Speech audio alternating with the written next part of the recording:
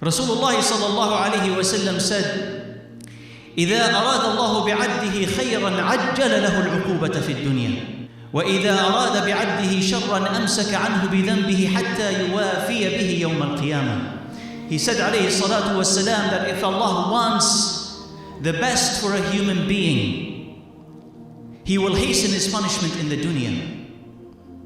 And if He wants the worst for a human being, He will withhold punishment for his sins until he will arrive on the day of judgments with his sins in full.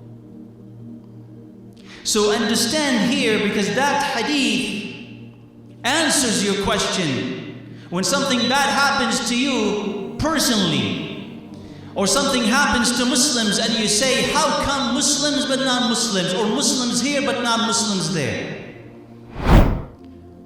Or why me but not somebody else?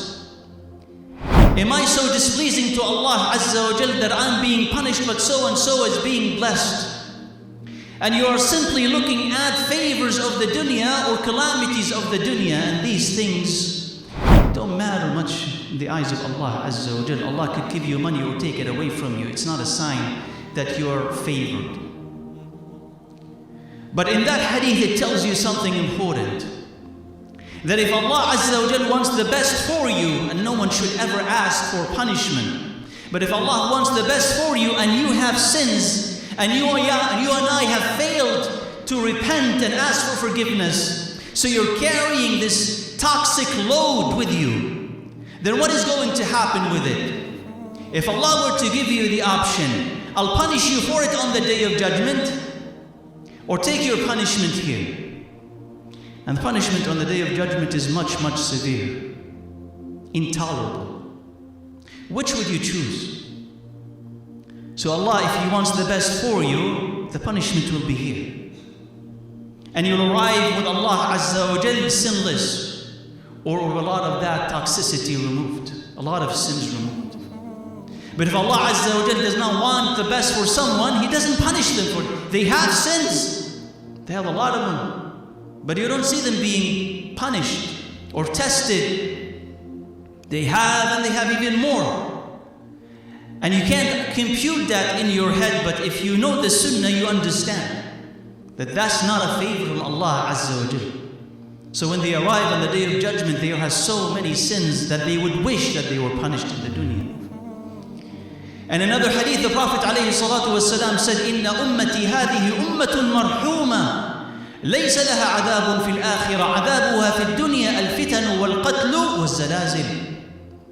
It says, this ummah of mine is an ummah that has received the mercy of Allah Azza wa Jal. It will not be punished in the hereafter. Its punishment is in the dunya, earthquakes and killings and fitan. So if you see the ummah of Muhammad alayhi salatu wasalam tested in particular,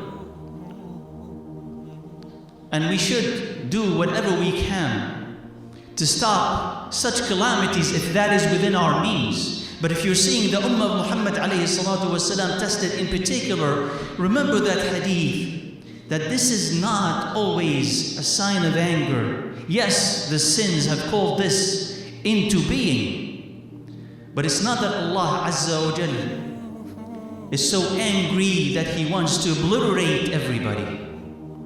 No, Allah Azza wa Jal will send that punishment. And for some people, it'll be a punishment because of their sins.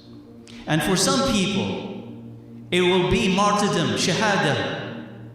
And for some people, it will be expiation and forgiveness of their sins. One household next to the other, one person next to the other, a neighbor next to the other. And their outcome and their fate is different based on their intention and based on their life.